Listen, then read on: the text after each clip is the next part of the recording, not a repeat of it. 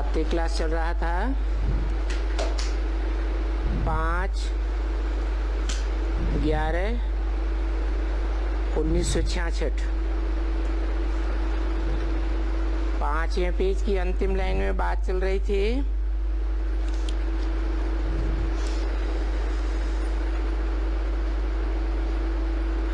भगवान ने गीता सुनाई थी। ಭಗವಂತನೇ ಬಂದ್ಬಿಟ್ಟು ಗೀತೆಯನ್ನ ಹೇಳಿದ್ರು और राजयोग सिखाया था। ಮತ್ತೆ ರಾಜಯೋಗವನ್ನ ಕಲಿಸಿದ್ರು।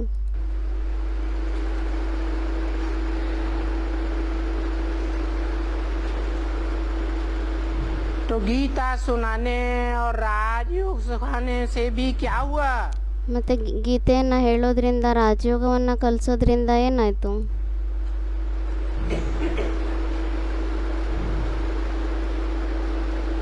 कभी सुनाया था, ಯಾವತ್ತೋ ಹೇಳಿದ್ರು।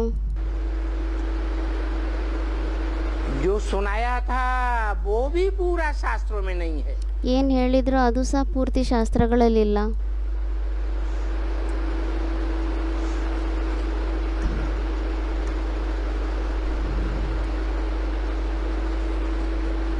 शास्त्रों में जो सुनाया था गीता में ಶಾಸ್ತ್ರಗಳಲ್ಲಿ ಗೀತೆಯಲ್ಲಿ ಏನ್ ಹೇಳಿದ್ರು वो भी पूरा नहीं है, जरा भी नहीं है। ಅದು ಸಹ ಪೂರ್ತಿ ಇಲ್ಲ, ಸ್ವಲ್ಪನೂ ಇಲ್ಲ।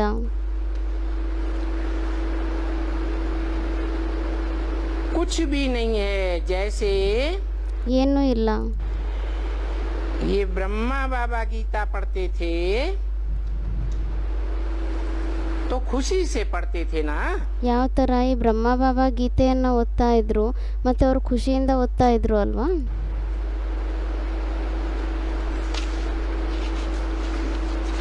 जब ये ख्याल में आया, ಯಾವಾಗ ಈ ಮಾತು ಮನಸ್ಸಿನಲ್ಲಿ ವಿಚಾರದಲ್ಲಿ ಬರುತ್ತೆ,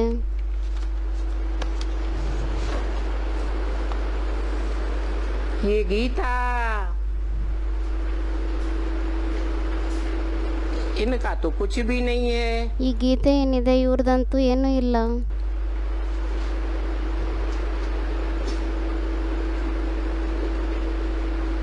ब्रह्मा बाबा सोचते थे, ಬ್ರಹ್ಮ ಬಾಬಾ ಯೋಚನೆಯನ್ನ ಮಾಡ್ತಾ ಇದ್ರು। मुझे खुद याद है कि मैं गीता उठा करके फेंक दिया। ನನಗೆ ಸ್ವಯಂ ನೆನಪಿದೆ, ನಾನು ಗೀತೆಯನ್ನ ಎತ್ಕೊಂಡ್ಬಿಟ್ಟು ಅದನ್ನ ಬೀಸಾಕ್ಬಿಟ್ಟಿದ್ದೆ।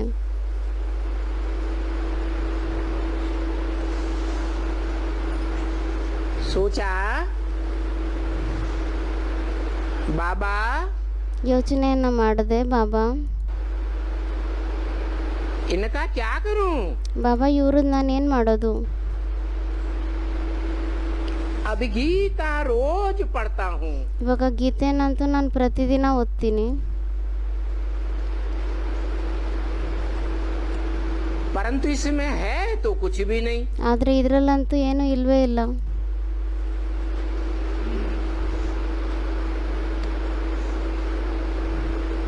इन गीता के श्लोकों से तो कुछ भी मिलना नहीं है। ಈ ಗೀತೆ ಶ್ಲೋಕಗಳಿಂದಂತೂ ಏನು ಸಿಗುವಂಥದ್ದೇ ಇಲ್ಲ।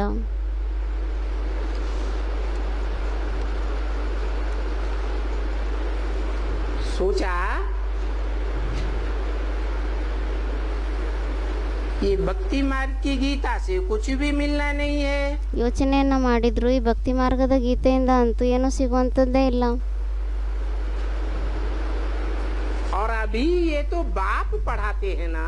ಮತ್ತೆ ಇವಾಗಂತೂ ಇದನ್ನ ತಂದೆ ಓದಿಸ್ತಾ ಇದ್ದಾರೆ ಅಲ್ವಾ? क्या पढ़ाते हैं? ಏನು ಓದಿಸ್ತಾರೆ? हैं? अभी कौन पढ़ाते हैं? ಇವಾಗ ಯಾರು ಓದಿಸ್ತಾರೆ? बाप पढ़ाते हैं। ತಂದೆ ಓದಿಸ್ತಾರಾ? ये बात ब्रह्मा बाबा जानते थे। ಈ ಮಾತನ್ನ ಬ್ರಹ್ಮ ಬಾಬಾ ತಿಳ್ಕೊಂತ ಇದ್ರಾ? है कि बाप पढ़ाते हैं गीता ಅಂದ್ರೆ ತಂದೆ ಓದಿಸ್ತಾರಾ ಗೀತೆಯನ್ನ?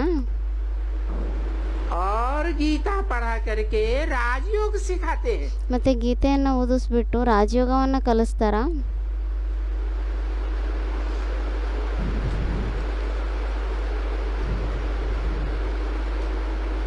क्या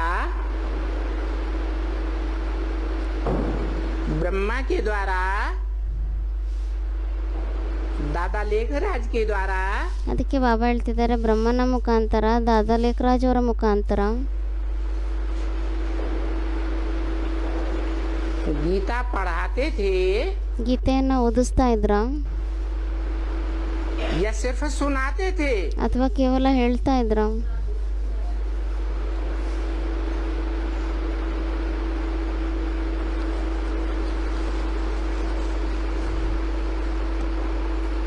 वो गीता में भी कृष्ण का नाम दे दिया है। ಆ ಗೀತೆಯಲ್ಲೂ ಸಹ ಕೃಷ್ಣನ ಹೆಸರನ್ನ ಕೊಟ್ಬಿಟ್ಟಿದ್ದಾರೆ. भक्ति मार्ग की गीता में ಭಕ್ತಿ ಮಾರ್ಗದ ಗೀತೆಯಲ್ಲಿ किसका नाम दे दिया? ಯಾರ ಹೆಸರನ್ನ ಕೊಟ್ಬಿಟ್ಟಿದ್ದಾರೆ? तो भक्ति मार्ग की गीता में जो नाम दे दिया कृष्ण का, ಮತ್ತೆ ಭಕ್ತಿ ಮಾರ್ಗದ ಗೀತೆಯಲ್ಲಿ ಏನ್ ಹೆಸರು ಕೊಟ್ಬಿಟ್ಟಿದ್ದಾರೆ ಕೃಷ್ಣಂದು, उसकी भी शूटिंग कहाँ होती है? ಮತ್ತೆ ಅದರದ್ದು ಸಹ ಶೂಟಿಂಗ್ ಎಲ್ಲ ಆಗುತ್ತೆ. कैसे?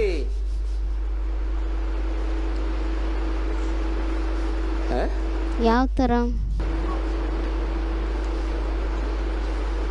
अरे दादा लेखराज ब्रह्मा की आत्मा, ಅದಕ್ಕೆ ಬಾಬಾ ಹೇಳ್ತಾ ಇದ್ದಾರೆ, ಅರೆ ದಾದಾ ಲೇಖರಾಜ್ ಬ್ರಹ್ಮನ ಆತ್ಮ सतयुग के कृष्ण की आत्मा नहीं है क्या? ಸತ್ಯುಗದ ಕೃಷ್ಣನ ಆತ್ಮ ಆಗಿಲ್ವಾ? है या नहीं? ಆಗಿದಾರೋ ಇಲ್ವೋ? तो किसके मुख से गीता सुनाई गई? ಮತ್ತೆ ಯಾರ ಮುಖದಿಂದ ಗೀತೆಯನ್ನ ಹೇಳಲಾಗಿದೆ? जिस गीता के लिए कहा ಆ ಗೀತೆಗೋಸ್ಕರ ಹೇಳಿದ್ದಾರೆ कि अभी गीता ज्ञानामृत नहीं कहेंगे, ಇವಾಗ ಗೀತಾ ಜ್ಞಾನಾಮೃತ ಅಂತ ಹೇಳಲಿಕ್ಕಾಗಲ್ಲ, मुरली में ही बोल दिया। ಮುರಳಿಗಳಲ್ಲೇ ಹೇಳ್ಬಿಟ್ಟಿದ್ದಾರೆ. क्यों नहीं कहेंगे? ಯಾಕೆ ಹೇಳಲಿಕ್ಕಾಗಲ್ಲ? है क्योंकि मंथन तो हुआ ही नहीं। ಯಾಕೆಂದ್ರೆ ಮಂಥನ ಅಂತೂ ಆಗ್ಲೇ ಇಲ್ಲ. बिना मंथन के अमृत कैसे निकलेगा? ಮಂಥನೆ ಮಾಡ್ಲಿಲ್ದೆ ಅಮೃತ ಯಾವ ತರ ತಯಾರಾಗುತ್ತೆ? शास्त्रों में तो गायन है, ಶಾಸ್ತ್ರಗಳಲ್ಲಂತೂ ಗಾಯನೇ ಇದೆ. ज्ञान सागर का मंथन हुआ, ಜ್ಞಾನ ಸಾಗರದ ಮಂಥನೆ ಆಯ್ತು, फिर अमृत में निकला। ಅವಾಗ ಮತ್ತೆ ಅಮೃತ ಬಂತು. दूसरी बात, ಮತ್ತೆ ಇನ್ನೊಂದು ಮಾತು, कृष्ण ने गीता सुनाई ಕೃಷ್ಣ ಗೀತೆಯನ್ನ ಹೇಳಿದ್ರ भक्ति मार्ग में, तो उनके हाथ में क्या वाद्य दे दिया? ಭಕ್ತಿ ಮಾರ್ಗದಲ್ಲಿ ಕೃಷ್ಣ ಗೀತೆಯನ್ನ ಹೇಳಿದ್ರು, तो ಅದಕ್ಕೋಸ್ಕರ ಅವ್ರ ಕೈಯಲ್ಲಿ ಏನ್ ವಾದ್ಯವನ್ನ ಕೊಟ್ಬಿಟ್ಟಿದ್ದಾರೆ? वाद्य यंत्र क्या दिया? ಏನ್ ವಾದ್ಯಂತ್ರವನ್ನ ಕೊಟ್ಟಿದ್ದಾರೆ? मुरली, ಮುರಳಿಯನ್ನ ಕೊಟ್ಬಿಟ್ಟಿದ್ದಾರೆ. और मुरली भी काठ की मुरली दे दी। ಮತ್ತೆ ಆ ಮುರಳಿ ಏನಿದೆ ಅದು ಸಹ ಕಟ್ಟಿಗೆ ಮುರಳಿಯನ್ನ ಕೊಟ್ಬಿಟ್ಟಿದ್ದಾರೆ. इसकी भी शूटिंग कहाँ होती है? ಮತ್ತೆ ಇದ್ರದ್ದು ಸಹ ಶೂಟಿಂಗ್ ಎಲ್ಲ ಆಗುತ್ತೆ. इसके द्वारा शूटिंग होती है। ಯಾರ ಮುಖಾಂತರ ಶೂಟಿಂಗ್ ಆಗುತ್ತೆ? है दादा लेखराज के द्वारा ದಾದಾ ಲೇಖರಾಜ್ ಬ್ರಹ್ಮನ ಮುಖಾಂತರ जो भी मुरली सुनाई गई, ಏನೇ ಮುರಳಿಯನ್ನ ಹೇಳಲಾಗಿತ್ತು वो कठ बुद्धि की मुरली थी, ಅದು ಕಟ್ಟು ಬುದ್ಧಿ ಅಂದ್ರೆ ಕಟ್ಟಿಗೆ ಬುದ್ಧಿ ಉಳ್ಳುವಂತ ಮುರಳಿ ಆಗಿತ್ತ, या बुद्धि में समझ में भी आई? ಅಥವಾ ಬುದ್ಧಿಯಲ್ಲಿ ಏನಾದ್ರೂ ಅರ್ಥನೂ ಆಯ್ತಾ? तो भक्ति मार्ग में काठ की मुरलियां दिखाई दी। ಅದಕ್ಕೋಸ್ಕರ ಮತ್ತೆ ಭಕ್ತಿ ಮಾರ್ಗದಲ್ಲಿ ಕಟ್ಟಿಗೆ ಮುರಳಿಯನ್ನ ತೋರಿಸ್ಬಿಟ್ಟಿದ್ದಾರೆ.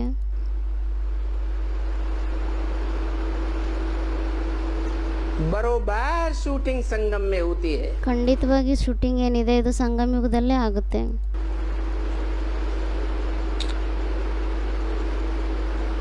और कृष्ण को तो बच्चा कहा जाता है, ಮತ್ತೆ ಕೃಷ್ಣನ್ಗಂತೂ ಮಗು ಅಂತ ಹೇಳಲಾಗುತ್ತೆ. राम को बाप कहा जाता है, ರಾಮನ್ಗೆ ತಂದೆ ಅಂತ ಹೇಳಲಾಗುತ್ತೆ. और बाप का प्रत्यक्षता वर्ष ब्राह्मणों की दुनिया में कब मनाया गया? ಮತ್ತು ತಂದೆಯ ಪ್ರತ್ಯಕ್ಷತಾ ವರ್ಷವನ್ನು ಬ್ರಾಹ್ಮಣರ ಪ್ರಪಂಚದಲ್ಲಿ ಯಾವಾಗ ಆಚರಿಸಲಾಗುತ್ತೆ? है 76। 76ನೇ ಇಸ್ವಿಯಲ್ಲಿ. तो बाप का प्रत्यक्षता रूपी जन्म दिवस मनाया गया। ಮತ್ತು ತಂದೆಯ ಪ್ರತ್ಯಕ್ಷತಾ ವರ್ಷ ಯಾವಾಗ ಆಚರಿಸಲಾಗಿತ್ತು? तो जरूर मनुष्य सृष्टि के बाप का जन्म की बात है ना। ಮತ್ತೆ ಖಂಡಿತವಾಗಿ ಮನುಷ್ಯ ಸೃಷ್ಟಿಯ ತಂದೆಯ ಮಾತಾಗಿದೆ ಅಲ್ವಾ? आत्माओं के बाप की तो बात नहीं है। ಆತ್ಮಗಳ ತಂದೆದಂತೂ ಮಾತೇ ಇಲ್ಲ. क्यों? ಯಾಕೆ? क्योंकि आत्माओं का बाप जो शिव है, ಯಾಕೆಂದ್ರೆ ಆತ್ಮಗಳ ತಂದೆ ಯಾರು ಶಿವ ಆಗಿದ್ದಾರೆ. उसके लिए प्रत्यक्षता रूपी जन्म का गायन है महाशिवरात्रि। ಅವ್ರಿಗೋಸ್ಕರ ಪ್ರತ್ಯಕ್ಷತಾ ರೂಪಿ ಜನ್ಮದ ದಿನ ಆಗಿದೆ ಮಹಾಶಿವರಾತ್ರಿ. तो क्या 76 में दुनिया में ಮತ್ತೇನು 76ನೇ ಇಸ್ವಿಯಲ್ಲಿ ಪ್ರಪಂಚದಲ್ಲಿ महान अज्ञान की अंधकार की रात्रि थी? ಮಹಾನ್ ಅಜ್ಞಾನ ಅಂಧಕಾರದ ರಾತ್ರಿ ಇತ್ತ?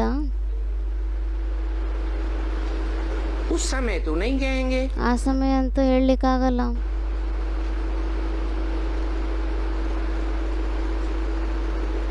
76 में भी नहीं कहेंगे। 76ನೇ ಇಸ್ವಿಯಲ್ಲೂ ಹೇಳಲಿಕ್ಕಾಗಲ್ಲ. 47 में भी नहीं कहेंगे। 47ರಲ್ಲೂ ಹೇಳಲಿಕ್ಕಾಗಲ್ಲ.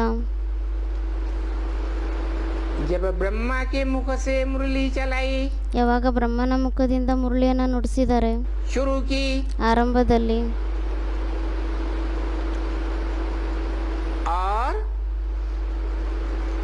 ब्रह्मा कुमारी नाम बदल के रख दिया। ಮತ್ತೆ ಬ್ರಹ್ಮಕುಮಾರಿ ಹೆಸರನ್ನ ಬದಲಾವಣೆ ಮಾಡಿಟ್ಬಿಟ್ರು.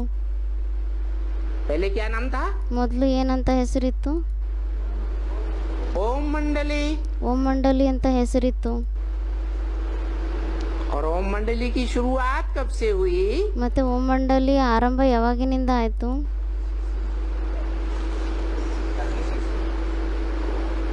1936-37 से। 1936-37ರಿಂದ.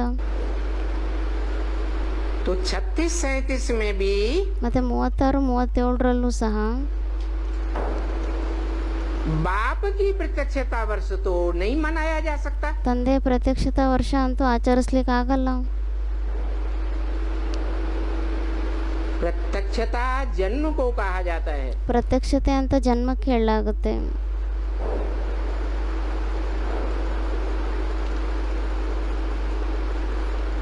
माता रूपी धरणी में ತಾಯಿ ರೂಪಿ ಧರಣಿಯಲ್ಲಿ जब बीज डाला जाता है, ಯಾವಾಗ ಬೀಜವನ್ನು ಹಾಕಲಾಗುತ್ತೆ,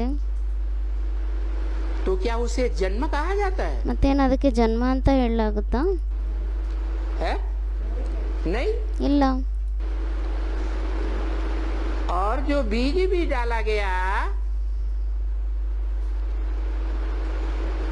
वो बीज ಮತ್ತೆ ಏನು ಬೀಜವನ್ನು ಹಾಕಲಾಗಿತ್ತು, ಆ ಬೀಜ पहले 5 तत्वों का पुतला बनता है, जड़।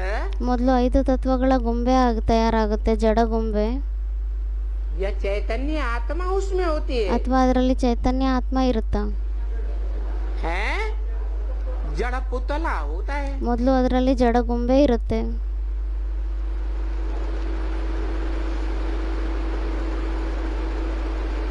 जैसे माँ के गर्भ में ಯಾವ ತರ ತಾಯಿಯ ಗರ್ಭದಲ್ಲಿ बीज भ्रूण बनता है, ಬೀಜ ಮೊದಲು ಭ್ರೂಣ ತಯಾರಾಗುತ್ತೆ. और वो भ्रूण बड़ा होता है, ಮತ್ತೆ ಯಾವಾಗ ಆ ಭ್ರೂಣ ದೊಡ್ಡದಾಗುತ್ತೋ तो निर्जीव पिंड बनता है। ಆವಾಗ ಅದು ನಿರ್ಜೀವ ಪಿಂಡ ಆಗುತ್ತೆ. 4-5 महीने के बाद 4-5 ತಿಂಗಳ ನಂತರದಲ್ಲಿ फिर उसमें आत्मा प्रवेश करती है। ಮತ್ತೆ ಅದರಲ್ಲಿ ಆತ್ಮ ಪ್ರವೇಶ ಮಾಡುತ್ತೆ. अब यहाँ तो बेहद की बात है। ಮತ್ತೆ ಇವಾಗಂತೂ ಇಲ್ಲಂತೂ ಬೇಹದ್ದಿನ ಮಾತಾಗಿದೆ. 4 महीने की 5 महीने की बात नहीं। 4-5 ತಿಂಗಳಿನ ಮಾತಲ್ಲ.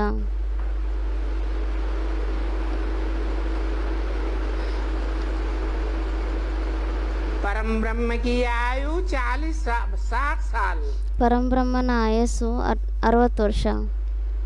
60 साल में 40 साल जोड़े जाए 60 ವರ್ಷದಲ್ಲಿ 40 ವರ್ಷವನ್ನ ಸೇರಿಸಿದ್ರೆ तो उस ब्रह्मा की आयु 100 साल ಮತ್ತೆ ಆ ಬ್ರಹ್ಮನ ಆಯಸ್ಸು 100 ವರ್ಷ मृत्यु लोक में पूरी होती है। ಮೃತ್ಯು ಲೋಕದಲ್ಲಿ ಪೂರ್ತಿ ಆಗುತ್ತೆ.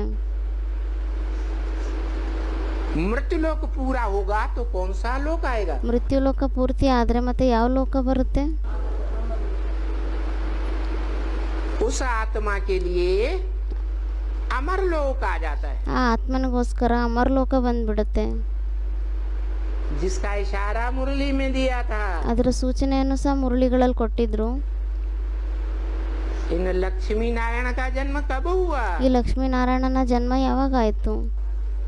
10 वर्ष कम 5000 वर्ष हुआ 10 ವರ್ಷ ಕಡಿಮೆ 5000 ವರ್ಷ ಆಯ್ತು. तो 76 आता है। ಮತ್ತೆ 76ನೇ ಇಸ್ವಿ ಬರುತ್ತೆ. वो 76 में बाप का प्रत्यक्षता वर्ष मनाया गया। ಆ 76ನೇ ಇಸ್ವಿಯಲ್ಲಿ ತಂದೆ ಪ್ರತ್ಯಕ್ಷತಾ ವರ್ಷವನ್ನು ಆಚರಿಸಲಾಗಿತ್ತು.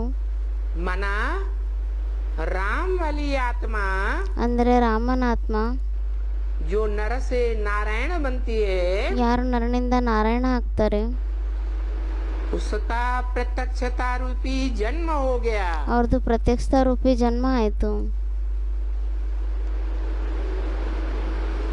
आत्मा का प्रत्यक्षता रूपी जन्म हुआ ಆತ್ಮನ ಪ್ರತ್ಯಕ್ಷತಾ ರೂಪಿ ಜನ್ಮ ಆಯ್ತಾ या शरीर का हुआ? ಅಥವಾ ಶರೀರದ್ದಾಯ್ತಾ? आत्मा का प्रत्यक्षता रूपी जन्म हुआ। ಆತ್ಮನ ಪ್ರತ್ಯಕ್ಷತಾ ರೂಪಿ ಜನ್ಮ ಆಯ್ತು. जानने वालों ने 76 के बाद से पहचानना शुरू किया ತಿಳ್ಕೊಳ್ಳೋಂಥವ್ರು ಯಾರಿದ್ರು ಅವರೆಲ್ಲ 76ನೇ ಇಸ್ವಿಯ ನಂತರದಿಂದ ತಿಳ್ಕೊಳ್ಳೋದನ್ನ ಆರಂಭ ಮಾಡಿದ್ರು. कि ये आत्मा बाप की आत्मा है, ಅಂದ್ರೆ ಈ ಆತ್ಮ ತಂದೆಯ ಆತ್ಮ ಆಗಿದ್ದಾರೆ, मनुष्य सृष्टि के बाप की। ಮನುಷ್ಯ ಸೃಷ್ಟಿಯ ತಂದೆ ಆಗಿದ್ದಾರೆ. लेकिन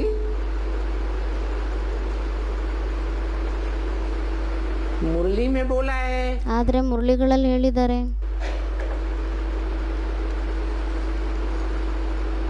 कि एक ही आत्मा बाप भी है, टीचर भी है और सदगुरु भी है। ಅಂದ್ರೆ ಮುರಳಿಗಳಲ್ಲಿ ಹೇಳಿದ್ದಾರೆ ಏನಂತ ಹೇಳಿದ್ದಾರೆ?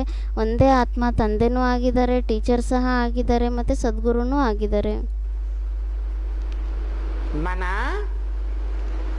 सृष्टि के आदि में ಅಂದ್ರೆ ಸೃಷ್ಟಿಯ ಆರಂಭದಲ್ಲಿ, शूटिंग के आदि में, ಶೂಟಿಂಗಿನ ಆರಂಭದಲ್ಲಿ 36 में जिसने बीज बोया 36ರಲ್ಲಿ ಯಾರು ಬೀಜವನ್ನ ಹಾಕಿದ್ರು या जिसके द्वारा निमित्त मात्र बीज बोया गया ज्ञान का, ಅಥವಾ ಯಾರ ಮುಖಾಂತರ ನಿಮಿತ್ತ ಮಾತ್ರರಾಗ್ಬಿಟ್ಟು ಜ್ಞಾನದ ಬೀಜವನ್ನ ಹಾಕಲಾಗಿತ್ತು, वो ही मनुष्य सृष्टि का बाप था। ಅವರೇ ಮನುಷ್ಯ ಸೃಷ್ಟಿಯ ತಂದೆ ಆಗಿದ್ರು. परंतु बच्चों को तो पता ही नहीं होता है ಆದ್ರೆ ಮಕ್ಕಳಿಗಂತೂ ಗೊತ್ತೇ ಇರೋದಿಲ್ಲ कि बीज कब बोया गया, ಬೀಜವನ್ನ ಯಾವಾಗ ಬಿತ್ತಲಾಗಿತ್ತು, किसने बोया। ಮತ್ತೆ ಆ ಬೀಜವನ್ನ ಹಾಕುವಂತವ್ರು ಯಾರಾಗಿದ್ದಾರೆ? बच्चों को पता होता है या माता को पता होता है? ಮಕ್ಕಳಿಗೆ ಗೊತ್ತಿರುತ್ತಾ ಅಥವಾ ತಾಯಿ ಗೊತ್ತಿರುತ್ತಾ? माता को पता होता है। ತಾಯಿಗೆ ಗೊತ್ತಿರುತ್ತೆ. तो 36वीं मनुष्य सृष्टि के बाप का प्रत्यक्षता वर्ष नहीं, ಮತ್ತೆ 36 ಸಹ ತಂದೆಯ ಪ್ರತ್ಯಕ್ಷತಾ ವರ್ಷ ಆಗಿಲ್ಲ. 47 भी नहीं, 47ನೇ ಇಸ್ವಿನೂ ಆಗಿಲ್ಲ. 76 को मनुष्य सृष्टि के बाप जिसे राम बाप कहा जाता है, 72ನೇ ಇಸ್ವಿಗೆ ಆ ಮನುಷ್ಯ ಸೃಷ್ಟಿಯ ತಂದೆ ಯಾರಿಗೆ ರಾಮ ತಂದೆ ಅಂತ ಹೇಳಲಾಗುತ್ತೆ, जो नर से नारायण बनता है पुरुषार्थ करने के बाद, ಯಾರು ಪುರುಷಾರ್ಥ ಮಾಡಿದ ನಂತರ ನರನಿಂದ ನಾರಾಯಣ ಆಗ್ತಾರೆ. उस बाप की आत्मा की प्रत्यक्षता हुई। ಆ ತಂದೆಯ ಆತ್ಮನ ಪ್ರತ್ಯಕ್ಷತೆ ಆಯಿತು. तो यहाँ टैली किया गया। ಮತ್ತೆ ಇಲ್ಲಿ ಟ್ಯಾಲಿ ಮಾಡಲಾಗಿತ್ತು. 2500 वर्ष के भक्ति मार्ग से 2500 ವರ್ಷದ ಭಕ್ತಿ ಮಾರ್ಗ ಏನಿದೆ, कि वहाँ जो गीता सुनाई गई उससे कोई फायदा नहीं हुआ। ಅಂದ್ರೆ ಆ ಭಕ್ತಿ ಮಾರ್ಗದಲ್ಲಿ ಏನು ಗೀತೆಯನ್ನ ಹೇಳಲಾಗಿತ್ತು ಅದರಿಂದ ಅಂತೂ ಏನು ಲಾಭ ಆಗಿಲ್ಲ. हुआ ಕೇಳ್ತಾ ಇದ್ದಾರೆ ಬಾಬಾ, ಏನಾದರೂ ಲಾಭ ಆಯ್ತಾ? उसकी शूटिंग कहाँ होती है? ಆಗಿಲ್ಲ. ಮತ್ತೆ ಅದ್ರ ಶೂಟಿಂಗ್ ಎಲ್ಲ ಆಗುತ್ತೆ?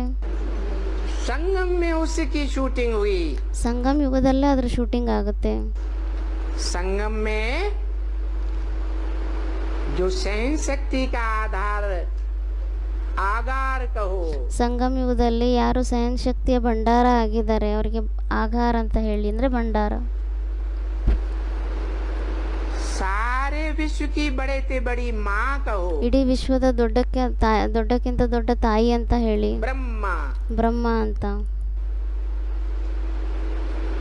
वो ब्रह्मा ने सहन शक्ति का 100% पार्ट बजाकर दिखाया। ಆ ಬ್ರಹ್ಮ ಸಹನ ಶಕ್ತಿಯ ಪಾರ್ಟನ್ನು 100% ನಿಭಾಯಿಸಿ ತೋರಿಸಿದ್ದಾರೆ. परंतु वो निमित्त मात्र माता का रूप था, ಆದರೆ ಅವರು ನಿಮಿತ್ತ ಮಾತ್ರ ಆಗಿರುವಂತ ತಾಯಿಯ ರೂಪ ಆಗಿದ್ರ, या भगवान का पिता का रूप था, ಅಥವಾ ಭಗವಂತನ ತಂದೆ ರೂಪ ಆಗಿತ್ತ? माता का रूप था। ತಾಯಿಯ ರೂಪ ಆಗಿತ್ತು. उस माता के द्वारा भी जो सुनाया भगवान ने, ಆ ತಾಯಿಯ ಮುಖಾಂತರನು ಭಗವಂತ ಏನ್ ಹೇಳ್ತಾರೆ वो भी गीता ज्ञान कहेंगे। ಅದಕ್ಕೂ ಸಹ ಗೀತಾ ಜ್ಞಾನ ಅಂತ ಹೇಳಲಾಗುತ್ತೆ. गीता ज्ञान अमृत नहीं कहेंगे। ಗೀತಾ ಜ್ಞಾನ ಅಮೃತ ಅಂತ ಹೇಳಲಿಕ್ಕಾಗಲ್ಲ. तो ये ब्रह्मा बाबा से टैली किया गया। ಮತ್ತೆ ಈ ಮಾತನ್ನ ಬ್ರಹ್ಮ ಬಾಬನ್ ಜೊತೆ ಟ್ಯಾಲಿ ಮಾಡಲಾಗಿತ್ತು. कि रोज गीता पढ़ता हूँ। ಅಂದ್ರೆ ನಾನು ಪ್ರತಿದಿನ ಗೀತೆಯನ್ನ ಓದ್ತೀನಿ. मुनों ने तो भक्ति मार्ग की बात से समझा, ಅವರಂತೂ ಭಕ್ತಿ ಮಾರ್ಗದ ಮಾತಿನಿಂದ ತಿಳ್ಕೊಂಡ್ರು. लेकिन ये बात शूटिंग पीरियड में भी लागू हो जाती है। ಆದ್ರೆ ಈ ಮಾತು ಶೂಟಿಂಗ್ ಪೀರಿಯಡ್ ನಲ್ಲೂ ಸಹ ಲಾಗೂ ಆಗೋಗುತ್ತೆ. रोज गीता पढ़ता हूँ परंतु इसमें कुछ भी नहीं। ಪ್ರತಿದಿನ ನಾನು ಗೀತೆಯನ್ನ ಓದ್ತೀನಿ, ಆದ್ರೆ ಇದರಲ್ಲಂತೂ ಏನು ಇಲ್ವೇ ಇಲ್ಲ. कुछ भी इससे मिलना नहीं है। ಇದರಿಂದ ಅಂತೂ ಏನು ಸಿಗುವಂತದ್ದೇ ಇಲ್ಲ. माता से वर्षा मिलता है ಅದಕ್ಕೆ ಬಾಬಾ ಹೇಳ್ತಾ ಇದ್ದಾರೆ, ತಾಯಿಯಿಂದ ಆಸ್ತಿ ಸಿಗುತ್ತಾ या बाप से वर्षा मिलता है? ಅಥವಾ ತಂದೆಯಿಂದ ಆಸ್ತಿ ಸಿಗುತ್ತಾ? अभी संगम में तो असली पढ़ाई बाप पढ़ाते हैं। ಇವಾಗ ಸಂಗಮ ಯುಗದಲ್ಲಂತೂ ನಿಜವಾದ ವಿದ್ಯಾಭ್ಯಾಸವನ್ನ ತಂದೆ ಓದಿಸ್ತಾರೆ. क्या माता तो बेसिक नॉलेज पढ़ाएगी, ತಾಯಿ ಅಂತೂ ಬೇಸಿಕ್ ನಾಲೆಜ್ ಅನ್ನ ಓದಿಸ್ತಾರೆ. टोटल नॉलेज नहीं पढ़ा सकती। ಅವರು ಟೋಟಲ್ ಜ್ಞಾನವನ್ನ ಓದಿಸ್ಲಿಕ್ಕಾಗಲ್ಲ. टोटल ज्ञान की गहराई तो बाप पढ़ाते हैं। ಟೋಟಲ್ ಜ್ಞಾನದ ಆಳ ಏನಿದೆ ಅದನ್ನಂತೂ ತಂದೆನೇ ಓದಿಸ್ತಾರೆ, सुप्रीम टीचर के रूप में। ಸುಪ್ರೀಂ ಟೀಚರಿನ ರೂಪದಲ್ಲಿ. पहले बीज बोने वाले बाप का पार्ट, ಮೊದಲು ಬೀಜವನ್ನ ಬಿತ್ತುವಂತ ತಂದೆ ಪಾತ್ರ ಆಗಿತ್ತು. फिर ज्ञान दूध पिलाने वाली माता का पार्ट, ಮತ್ತೆ ಜ್ಞಾನದ ಹಾಲನ್ನು ಕುಡಿಸುವಂತ ತಾಯಿಯ ಪಾತ್ರ, सहन करने वाली माता का पार्ट। ಸಹನೆ ಮಾಡಿಕೊಳ್ಳುವಂತ ತಾಯಿಯ ಪಾತ್ರ. उसके बाद बेसिक पढ़ाई जब बच्चा पढ़ लेता है माता से, ಅದರ ನಂತರ ಯಾವಾಗ ತಾಯಿಯ ಮುಖಾಂತರ ಬೇಸಿಕ್ ವಿದ್ಯಾಭ್ಯಾಸವನ್ನ ಓದ್ಬಿಡ್ತಾರೆ ಮಕ್ಕಳು, फिर है टीचर का पार्ट। ಅದರ ನಂತರ ಆಗಿದೆ ಟೀಚರಿನ ಪಾತ್ರ. एडवांस की पढ़ाई, ಈ ಅಡ್ವಾನ್ಸಿನ ವಿದ್ಯಾಭ್ಯಾಸ, हाई स्कूल की पढ़ाई, हाई सेकेंडरी स्कूल की, ಹೈಸ್ಕೂಲಿನ ವಿದ್ಯಾಭ್ಯಾಸ, ಸೆಕೆಂಡ್ರಿ ಕ್ಲಾಸಿನ ವಿದ್ಯಾಭ್ಯಾಸ, या ऊंचे से ऊंचा जो स्कूल कहा जाता है, ಅಥವಾ ಯಾವುದಕ್ಕೆ ಶ್ರೇಷ್ಠಕ್ಕಿಂತ ಶ್ರೇಷ್ಠ ಸ್ಕೂಲ್ ಅಂತ ಹೇಳಲಾಗುತ್ತೆ. Master of knowledge, master of knowledge ಆಗಿದ್ದಾರೆ. वो पढ़ाई तो सुप्रीम टीचर पढ़ाते हैं. ಆ ವಿದ್ಯಾಭ್ಯಾಸ ಅಂತೂ ಸುಪ್ರೀಂ ಸೋಲ್ ಟೀಚರ್ ಓದಿಸ್ತಾರೆ, बाप के रूप में. ತಂದೆ ರೂಪದಲ್ಲಿ. तो बाप मिला, ಮತ್ತೆ ತಂದೆ ಸಿಕ್ಕರು. ये बुद्धि में बात बैठनी चाहिए. ಮತ್ತೆ ಈ ಮಾತು ಬುದ್ಧಿಯಲ್ಲಿ ಕುತ್ಕೋಬೇಕಾಗಿದೆ. क्या ಏನ್ ಮಾತು? कौन मिला? 76 से ಅಂದ್ರೆ ಯಾರು ಸಿಕ್ಕಿದ್ದಾರೆ 76ನೇ ಇಸ್ವಿಯಿಂದ? वो ही बाप मिला. ಅದೇ ತಂದೆ ಸಿಕ್ಕಿದ್ದಾರೆ. उसी आत्मा का पार्ट. ಅದೇ ಆತ್ಮನ ಪಾತ್ರ ಆಗಿದೆ. जो बाप भी है, टीचर भी है, ಅವ್ರ ತಂದೆನೂ ಆಗಿದ್ದಾರೆ, ಟೀಚರ್ ಸಹ ಆಗಿದ್ದಾರೆ, और अंत में सतगुरु भी है. ಮತ್ತೆ ಅಂತ್ಯದಲ್ಲಿ ಸದ್ಗುರುನೂ ಆಗಿದ್ದಾರೆ. वो बाप मिला. ಆ ತಂದೆ ಸಿಕ್ಕಿದ್ದಾರೆ. अभी हमको पढ़ना है. ಇವಾಗ ನಮ್ಗೆ ಓದ್ಬೇಕಾಗಿದೆ.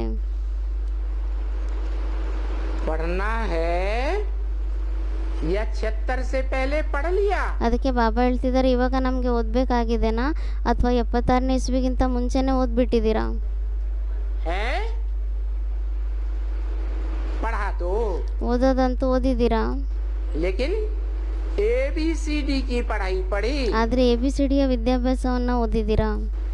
बेसिक नॉलेज पढ़ी, ಬೇಸಿಕ್ ನಾಲೆಜ್ ಅನ್ನ ಓದಿದ್ದೀರಾ? असली पढ़ाई नहीं पढ़ी. ನಿಜವಾದ ವಿದ್ಯಾಭ್ಯಾಸವನ್ನ ಇನ್ನೂ ಓದಿಲ್ಲ. तो जो भी पढ़ी, ಮತ್ತೆ ಏನೇ ಓದಿದ್ದೀರಾ? पूरी पढ़ाई तो नहीं पढ़ी. ಪೂರ್ತಿ ವಿದ್ಯಾಭ್ಯಾಸ ಅಂತೂ ಓದಿಲ್ಲ. फायदा तो कुछ हुआ नहीं. ಲಾಭ ಅಂತೂ ಏನೂ ಆಗೇ ಇಲ್ಲ.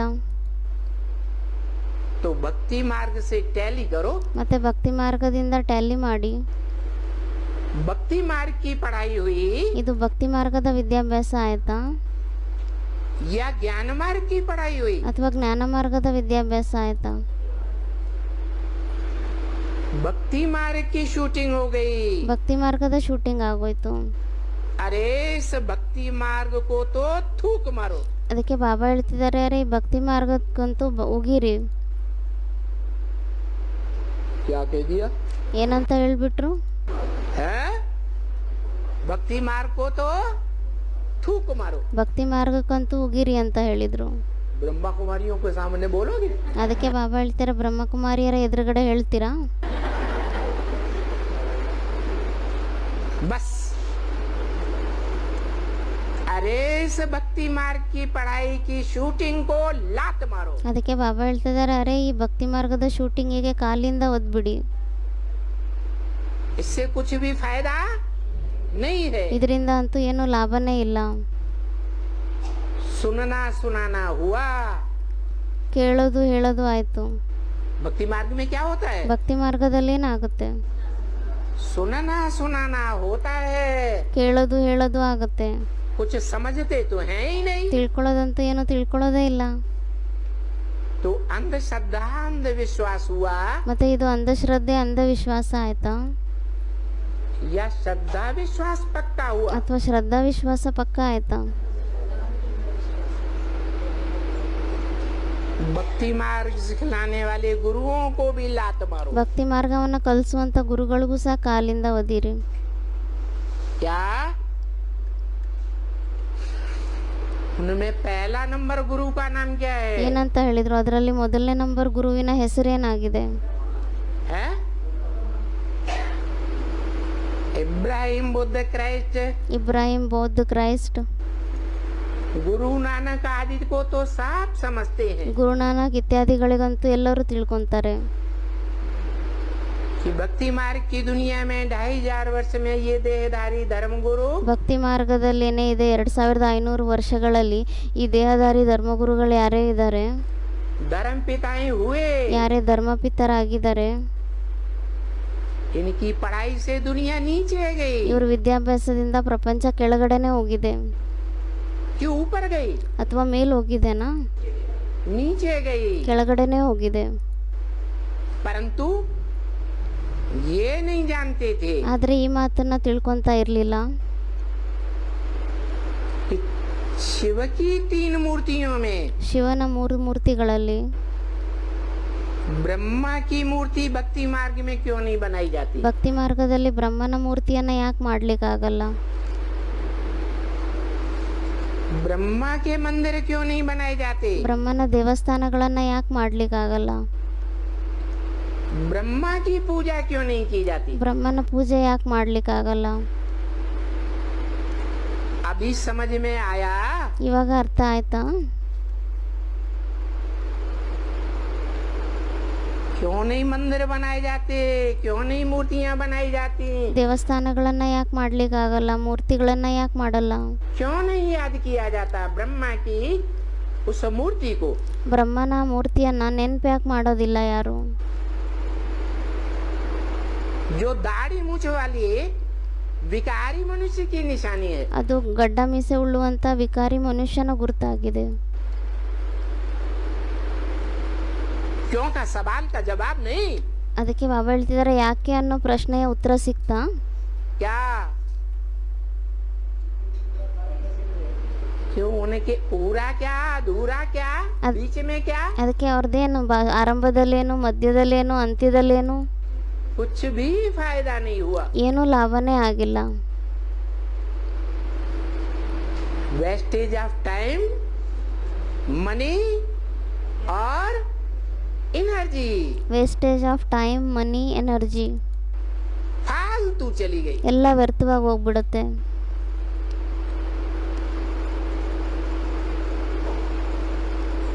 तो इन देहधारी गुरुओं को लात मारो ಮತ್ತೆ ಈ ದೇಹದಾರಿ ಗುರುಗಳಿಗೆ ಕಾಲಿನಿಂದ ಒದಿರಿ कब जब बुद्धि में बैठ जाए सदगुरु मिला ಯಾವಾಗ ಬುದ್ಧಿಯಲ್ಲಿ ಕುತ್ಕೊಂಡ್ಬಿಡತ್ತೆ ಸದ್ಗುರು ಸಿಕ್ಕಿದ್ದಾರೆ ಅಂತ सुंदर मेला कर दिया जब सदगुरु मिला दलाल ಅದಕ್ಕೆ ಬಾಬಾ ಹೇಳ್ತಿದ್ದಾರೆ ಸುಂದರವಾಗಿರೋ ಜಾತ್ರೆಯನ್ನ ಮಾಡಿಬಿಟ್ರು ಯಾವಾಗ ನಮಗೆ ದಲಾಲಿನ ರೂಪದಲ್ಲಿ ಸದ್ಗುರು ಸಿಕ್ಬಿಡ್ತಾರೆ सदगुरु मिला ಅಂದ್ರೆ ಮೀಡಿಯಾ ರೂಪದಲ್ಲಿ या कुछ झूठा भी बताता है ಅದಕ್ಕೆ ಬಾಬಾ ಹೇಳ್ತಿದ್ದಾರೆ ಮತ್ತೆ ಸದ್ಗುರು ಸಿಕ್ಕಿದಾರಾ ಅಥವಾ ಏನಾದರೂ ಸುಳ್ಳನ್ನು ಹೇಳ್ತಾರಾ सद माने सच्चा ಸದ್ ಅಂದ್ರೇನೆ ಸತ್ಯ तो देखो ಅದಕ್ಕೆ ಮತ್ತೆ ನೋಡಿ ये बात जब बुद्धि में बैठती है ಮತ್ತೆ ಈ ಮಾತು ಯಾವಾಗ ಬುದ್ಧಿಯಲ್ಲಿ ಕುತ್ಕೊಳ್ಳುತ್ತೆ कि सदगति करने वाला ಈ ಸದ್ಗತಿಯನ್ನ ಮಾಡುವಂತವ್ರು वास्तव में हमको सदगुरु मिल गया ವಾಸ್ತವದಲ್ಲಿ ನಮಗೆ ಸದ್ಗುರು ಸಿಕ್ಕಿದಾರಾ तो कितना नशा चढ़ता है ಮತ್ತೆ ಅದರಿಂದ ಎಷ್ಟು ನಶೆ ಇರುತ್ತೆ नशा चढ़ना होता है ಆ ನಶೆ ಮೇಲೆ ಏರ್ಬೇಕಾಗುತ್ತೆ चलो बच्ची अभी ये ठक ठक चली ಅಚ್ಚ ಮಕ್ಕಳೇ ನಡೀರಿ ಇವಾಗ ಇದು ಟಕ್ ಟಕ್ ನಡೆಯುತ್ತೆ क्या मतलब ಇದರ ಅರ್ಥ ಏನಾಯ್ತು क्या ठक ठक चली ಅದಕ್ಕೆ ಬಾಬಾ ಹೇಳ್ತಿದ್ದಾರೆ ಏನ್ ನಡೀತಾ ಇದೆ ಟಕ್ ಟಕ್ ಅಂತ भक्ति मार्ग की ठक ठक अब तक चली ಅಂದ್ರೆ ಭಕ್ತಿ ಮಾರ್ಗದ ಟಕ್ ಟಕ್ ಇಲ್ಲಿವರೆಗೂ ನಡೀತಾ ಬಂತು 5-7 रोज पिछाड़ी भी ये ठक ठक चलती रहेगी 5-6 ದಿನದವರೆಗೂ ಮುಂದೆನೂ ಸಹ ಈ ತರ ಟಕ್ ಟಕ್ ಅಂತ ನಡೀತಾನೆ ಇರುತ್ತೆ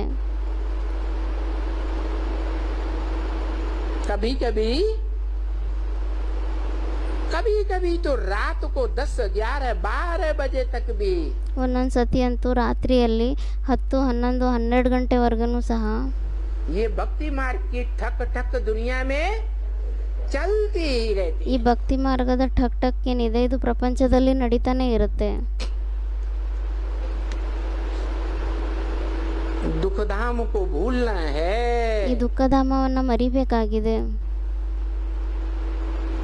क्यों भूलना है ಯಾಕೆ ಮರಿಬೇಕಾಗಿದೆ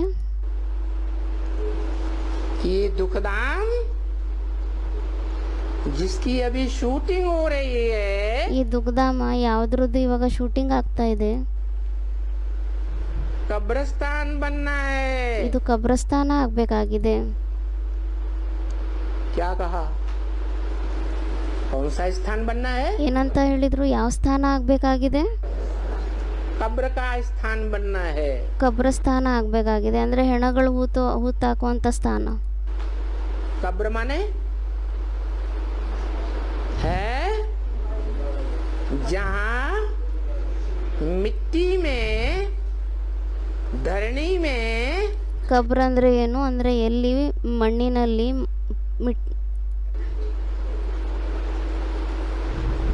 मन बुद्धि रूपी आत्मा है. ಮನ್ಬುದ್ಧಿ ರೂಪಿ ಆತ್ಮ ಆಗಿದೆ ಅಲ್ವಾ?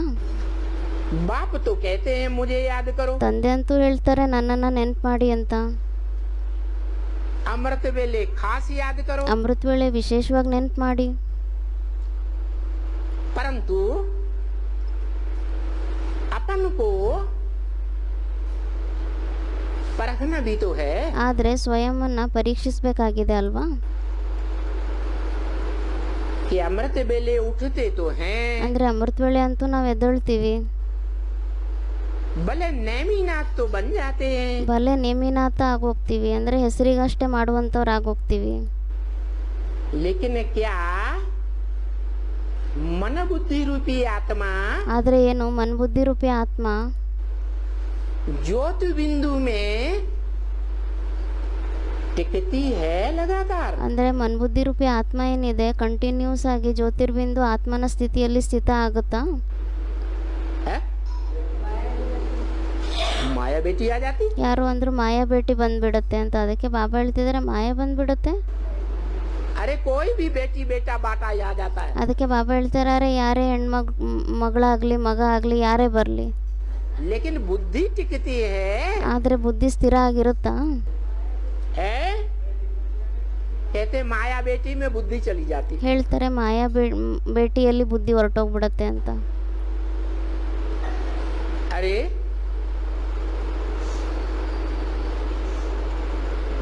माया का तो धंधा ही है. ಅದಕ್ಕೆ ಬಾಬಾ ಹೇಳ್ತಿದ್ದಾರೆ ಅರೆ ಮಾಯದಂತೂ ಕರ್ಮನೇ ಇದೆ ಆಗಿದೆ. क्या धंधा है? ಏನ್ ಕರ್ಮ ಆಗಿದೆ? है माया बेटी का धंधा है. ಮಾಯಾ ಬೇಟಿಯ ಕೆಲಸನೇ ಏನಾಗಿದೆ? कि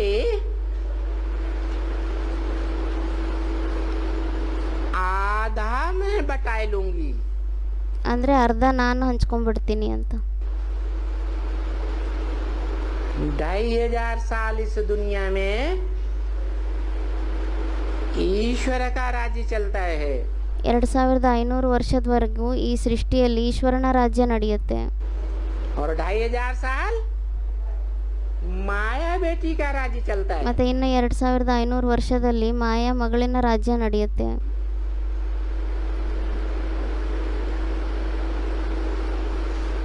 माया बेटी का राज्य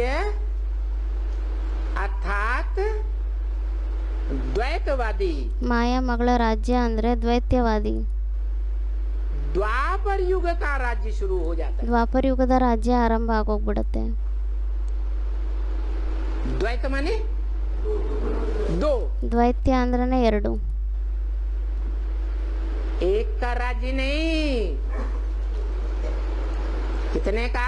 कम से ಒಬ್ಬರ ರಾಜ್ಯ ಅಲ್ಲ, ಮತ್ತೆ ಎಷ್ಟು ಜನಗಳ ರಾಜ್ಯ? ಕಡಿಮೆಗಿಂತ ಕಡಿಮೆ, कम दो का. ಕಡಿಮೆಗಿಂತ ಕಡಿಮೆ ಇಬ್ಬರ ರಾಜ್ಯ. 2 से 4, 4 से 8. ಮತ್ತೆ 2 ರಿಂದ 4, 4 ರಿಂದ 8. राज्य भी बढ़ते जाते हैं. ರಾಜ್ಯಗಳು ಸಹ ಹಂಚ್ತಾ ಹೋಗುತ್ತೆ, ಜಾಸ್ತಿ ಆಗ್ತಾ ಹೋಗುತ್ತೆ. धर्म भी बढ़ते जाते हैं. ಧರ್ಮಗಳು ಜಾಸ್ತಿ ಆಗ್ತಾ ಹೋಗುತ್ತೆ. भाषाएं भी अनेक होती जाती हैं. ಭಾಷೆಗಳು ಸಹ ಅನೇಕ ಆಗ್ತಾ ಹೋಗುತ್ತೆ. धर्मखंड भी अनेक होते जाते हैं. ಧರ್ಮಖಂಡಗಳು ಸಹ ಅನೇಕ ಆಗ್ತಾ ಹೋಗುತ್ತೆ. और सब आपस में टकराते हैं. ಮತ್ತೆ ಎಲ್ಲರೂ ಪರಸ್ಪರದಲ್ಲಿ ಘರ್ಷಣೆ ಮಾಡ್ತಾರೆ.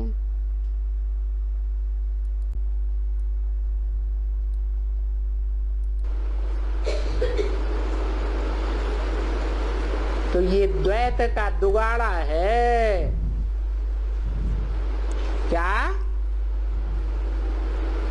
एक की मत पर न चलना और ಅಂದರೆ ಒಬ್ಬರ ಮತದಂತೆ ನಡೆಯದೆ ಅನೇಕರ ಮತದಂತೆ ನಡೆಯೋದು, ಮತ್ತೆ अनेकों की मत पर चलना। ಅನೇಕರ ಮತದಂತೆ ನಡೆಯೋದು ಇದೇನಾಗಿದೆ? ದ್ವೈತ್ಯವಾದ ಆಗಿದೆ.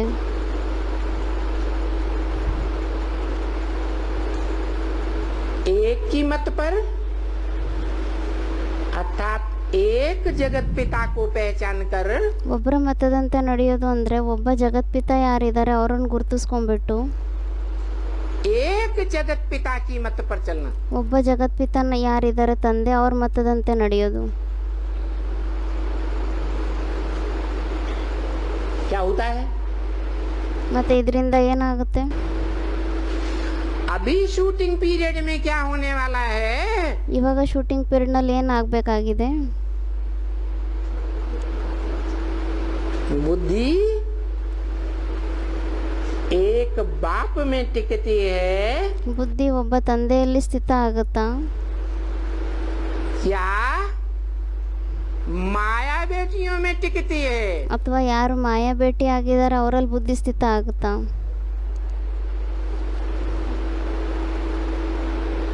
कहाँ खींच जाती है? ಬುದ್ಧಿ ನಮ್ದು ಎಲ್ಲಿ ಎಳ್ಕೊಂಡು ಹೋಗುತ್ತೆ? तो बताओ इस ब्राह्मण सृष्टि का क्या हाल होगा? ಮತ್ತೆ ಹೇಳಿ, ಬ್ರಾಹ್ಮಣ ಸೃಷ್ಟಿದು ಏನು ಕತೆ ಆಗುತ್ತೆ? ಯಾವ ಥರ ಪರಿಸ್ಥಿತಿ ಆಗುತ್ತೆ? क्या अनुभव करते हैं? ಇದರಿಂದ ಏನು ಅನುಭವ ಮಾಡ್ತೀರಾ? चढ़ती कला का अनुभव हो रहा है ಮೇಲೆ ಏರುವಂಥ ಕಲೆ ಅನುಭವ ಆಗ್ತಾ ಇದೆನಾ? या उतरती कला का अनुभव हो रहा है? ಅಥವಾ ಕೆಳಗಡೆ ಇಳಿಯುವಂಥ ಕಲೆ ಅನುಭವ ಆಗ್ತಾ ಇದೆನಾ? दिल से पूछो। ನಿಮ್ಮ ಹೃದಯದಿಂದನೇ ಕೇಳಿ ನೀವು. कहाँ जा रहे हैं? ಎಲ್ಲಿ ಹೋಗ್ತಾ ಇದ್ದೀರಾ? नहीं तो शास्त्रों में क्यों लिखा है? ಇಲ್ಲಿದ್ರೆ ಮತ್ತೆ ಶಾಸ್ತ್ರದಲ್ಲಿ ಯಾಕೆ ಈ ಥರ ಬರೆದಿದ್ದಾರೆ? ब्रह्मा ने पहली बार सृष्टि रची, ಬ್ರಹ್ಮ ಮೊದಲನೇ ಸತಿ ಸೃಷ್ಟಿಯನ್ನು ರಚನೆ ಮಾಡಿದ್ದಾರೆ. पसंद नहीं आई, बिगाड़ दिया। ಇಷ್ಟ ಆಗಲಿಲ್ಲ, ಮತ್ತೆ ಅದನ್ನು ಕೆಡಿಸ್ಬಿಟ್ರು. दूसरी बार रची, पसंद नहीं आई, बिगाड़ दिया। ಎರಡನೇ ಸತಿ ರಚನೆ ಮಾಡಿದ್ರು, ಮತ್ತೆ ಅದು ಇಷ್ಟ ಆಗಲಿಲ್ಲ, ಮತ್ತೆ ಕೆಡಿಸ್ಬಿಟ್ರು. तीसरी बार रची, पसंद नहीं आई, बिगाड़ दिया। ಮೂರನೇ ಸತಿ ಸೃಷ್ಟಿಯನ್ನು ರಚನೆ ಮಾಡಿದ್ರು, ಇಷ್ಟ ಆಗಲಿಲ್ಲ, ಅದಕ್ಕೆ ಮತ್ತೆ ಕೆಡಿಸ್ಬಿಟ್ರು ಅದನ್ನು. कौन सी सृष्टि रची होगी? ಯಾವ ಸೃಷ್ಟಿ ರಚನೆ ಮಾಡಿರ್ಬೋದು? ब्राह्मणों की सृष्टि रची होगी ना। ಬ್ರಾಹ್ಮಣರ ಸೃಷ್ಟಿನೇ ರಚನೆ ಮಾಡಿರ್ತಾರೆ ಅಲ್ವಾ? सन 36 में रची 36ನೇ ಇಸ್ವಿಯಲ್ಲಿ ರಚನೆ ಮಾಡಿದ್ರಾ? और 42 में बिगाड़ दी या नहीं बिगाड़ दी? ಅಂದರೆ 36ರಲ್ಲಿ ಏನು ರಚನೆ ಮಾಡಿದ್ರು ಅದನ್ನು 41, 42ರಲ್ಲಿ ಕೆಡಿಸಿದ್ರು ಇಲ್ವೋ? एक आत्मा एक तरफ ಒಂದು ಆತ್ಮ ಒಂದು ಕಡೆ ಆಗಿರುತ್ತೆ, और सारी ब्राह्मणों की दुनिया और सारी दुनिया ಮತ್ತೆ ಇಡೀ ಬ್ರಾಹ್ಮಣರ ಪ್ರಪಂಚ ಏನಿದೆ, ಮತ್ತೆ ಇಡೀ ಪ್ರಪಂಚ, ಸ್ಥೂಲ ಪ್ರಪಂಚ, दूसरी तरफ। ಅದೆಲ್ಲ ಒಂದು ಕಡೆ ಇರುತ್ತೆ. वो ओम मंडली वाली सृष्टि बिगड़ गई या रह गई? ಆ ಓಮಂಡಲಿಯ ಸೃಷ್ಟಿ ಏನಿದೆ ಅದು ಇದು ಇರುತ್ತಾ ಅಥವಾ ಕೆಟ್ಟೋಗ್ಬಿಡುತ್ತಾ? बिगड़ गई। ಕೆಟ್ಟೋಗ್ಬಿಡುತ್ತೆ. फिर सन 47 में ಮತ್ತೆ 47ನೇ ಇಸ್ವಿಯಲ್ಲಿ दादा लेखराज ब्रह्मा द्वारा दोबारा सृष्टि रची। ದಾದಾ ಲೇಖರಾಜ್ ಬ್ರಹ್ಮನ ಮುಖಾಂತರ ಮತ್ತೆ ಸೃಷ್ಟಿಯ ರಚನೆ ಮಾಡಿದ್ರು.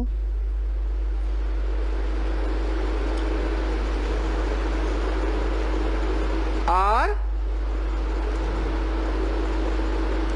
सन 76 में क्या हुआ है? जो मुरली में बोल लिया था वो ही हुआ। ಮತ್ತೆ 76ನೇ ಇಸ್ವಿಯಲ್ಲಿ ಏನಾಯ್ತು? ಮುರಳಿಗಳಲ್ಲಿ ಏನು ಹೇಳಿದ್ರು ಅದೇ ಆಯ್ತು. तुम बच्चे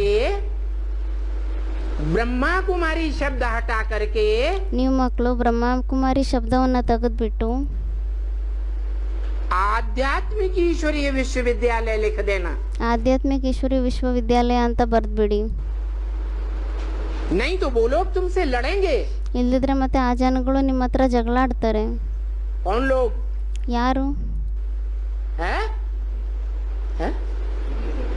जिन्होंने ब्रह्मा के नाम पर ब्रह्मा कुमारी विद्यालय नाम रखा था। ಯಾರು ಬ್ರಹ್ಮನ ಹೆಸರಿನ ಆಧಾರದ ಮೇಲೆ ಬ್ರಹ್ಮಕುಮಾರಿ ವಿದ್ಯಾಲಯ ಅಂತ ಹೆಸರನ್ನ ಇಟ್ಬಿಟ್ಟಿದ್ದಾರೆ. तो तीसरी बार सृष्टि रची गई। ಮತ್ತೆ ಮೂರನೇ ಸತಿ ಸೃಷ್ಟಿಯನ್ನ ರಚನೆ ಮಾಡಲಾಯಿತು. संक्षेप्तर में ब्राह्मणों की दुनिया की 76ನೇ ಇಸ್ವಿಯಲ್ಲಿ ಬ್ರಾಹ್ಮಣರ ಪ್ರಪಂಚದ ಮೂರನೇ ಸೃಷ್ಟಿ ತಯಾರಾಯಿತು. और सन 47 में जो ब्रह्मा कुमार कुमारियों की सृष्टि रची गई थी, ಮತ್ತೆ 47ನೇ ಇಸ್ವಿಯಲ್ಲಿ ಬ್ರಹ್ಮಕುಮಾರ್ ಕುಮಾರಿಯರ ಸೃಷ್ಟಿಯನ್ನ ಏನು ರಚನೆ ಮಾಡಲಾಗಿತ್ತು, जिनको बाप का पता ही नहीं था, ಯಾರಿಗೆ ತಂದೆ ಬಗ್ಗೆ ಗೊತ್ತೇ ಇರಲಿಲ್ಲ, वो सृष्टि का विघटन कब से शुरू हुआ? ಮತ್ತೆ ಆ ಸೃಷ್ಟಿಯ ವಿಘಟನೆ ಯಾವಾಗಿನಿಂದ ಆರಂಭ ಆಯಿತು? 76 से शुरू हो गया। 76ನೇ ಇಸ್ವಿಯಿಂದನೇ ಆರಂಭ ಆಯಿತು.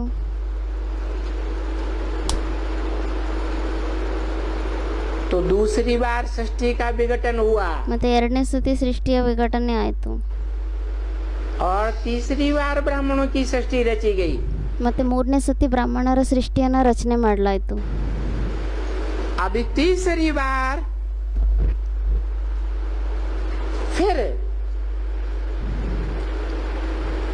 बाप का पार्ट बीज बोने का पहले, फिर ब्रह्मा का पार्ट, अम्मा का पार्ट दूसरा, ಮತ್ತೆ ತಂದೆಯ ಬೀಜ ಹಾಕುವಂತ ಪಾತ್ರ ಏನಿದೆ ಅದು ಮೊದಲು, ಮತ್ತೆ ತಾಯಿಯ ಪಾತ್ರ ಏನಿದೆ ಎರಡನೇ ನಂಬರ್ನಲ್ಲಿ, फिर बाप सुप्रीम टीचर का पार्ट तीसरा, ಅದರ ನಂತರ ತಂದೆ ಯಾರಿದ್ದಾರೆ ಸುಪ್ರೀಂ ಟೀಚರ್ ಅವ್ರ ಪಾತ್ರ ಆಗಿದೆ ಮೂರನೇ ನಂಬರ್ನಲ್ಲಿ.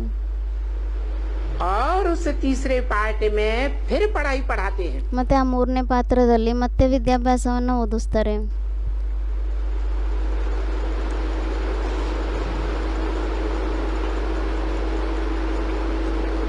तो बोलते हैं, ಮತ್ತೆ ಅವರಂತೂ ಹೇಳ್ತಾರೆ, इस भक्ति मार्ग को थूक मारो। ಈ ಭಕ್ತಿ ಮಾರ್ಗಕ್ಕೆ ಉಗಿರಿ ಅಂತ ಹೇಳ್ತಾರೆ. कब ಯಾವಾಗ? है तीसरी बार सृष्टि रची गई तब के लिए। ಮೂರನೇ ಸತಿ ಯಾವಾಗ ಸೃಷ್ಟಿಯನ್ನ ರಚನೆ ಮಾಡಲಾಗಿತ್ತು ಅವಾಗಿನ ಟೈಮಿಗೋಸ್ಕರನ. पहले तो बिगड़ गई, ಮೊದಲಂತೂ ಕೆಟ್ಟೋಗ್ಬಿಡ್ತು. थूक मारने न मारने की बात ही खत्म। ಉಗಿಯಂಥದ್ದು ಉಗಿದೇ ಇರೋಂಥದ್ದು ಇದಂತೂ ಮಾತೆ ಮುಗೀತು. अभी अभी तीसरी बार सृष्टि रची गई। ಇವಾಗ ಮತ್ತೆ ಮೂರನೇ ಸತಿ ಸೃಷ್ಟಿಯನ್ನ ರಚನೆ ಮಾಡಲಾಗಿದೆ. अभी भी ऋतुवा देहधारी धर्म गुरुओं का चल रहा है। ಇವಾಗೂ ಸಹ ಮಾನ ಸಮ್ಮಾನ ಏನೇ ಇದೆ ಅದೆಲ್ಲ ದೇಹದಾರಿ ಧರ್ಮಗುರುಗಳದ್ದೇ ನಡೀತಾ ಇದೆನಾ? या सुप्रीम सोल बाप का ऋतुवा चल रहा है? ಅಥವಾ ಸುಪ್ರೀಂ ಸೋಲ್ ತಂದೆಯ ಪಾರ್ಟ್ ನಡೀತಾ ಇದೆನಾ? ಅವ್ರದ್ದು ಮಾನ ಸಮ್ಮಾನ ಜಾಸ್ತಿ ನಡೀತಾ ಇದೆನಾ? है देहधारी भक्ति मार्ग सिखलाने वाले गुरुओं को, ದೇಹದಾರಿ ಧರ್ಮಗುರುಗಳು ಯಾರಿದ್ದಾರೆ ಭಕ್ತಿ ಮಾರ್ಗವನ್ನ ಕಲಿಸುವಂತವ್ರು ಆ ಗುರುಗಳು जो उल्टा रास्ता बताते हैं, ಅವ್ರು ಉಲ್ಟಾ ದಾರಿಯನ್ನ ಹೇಳ್ತಾರೆ. उनको मारो गोली। ಅವರಿಗೆ ಗುಂಡನ್ನ ಹೊಡೀರಿ. ऐसे नहीं, बेसिक पढ़ाई पढ़ने वाले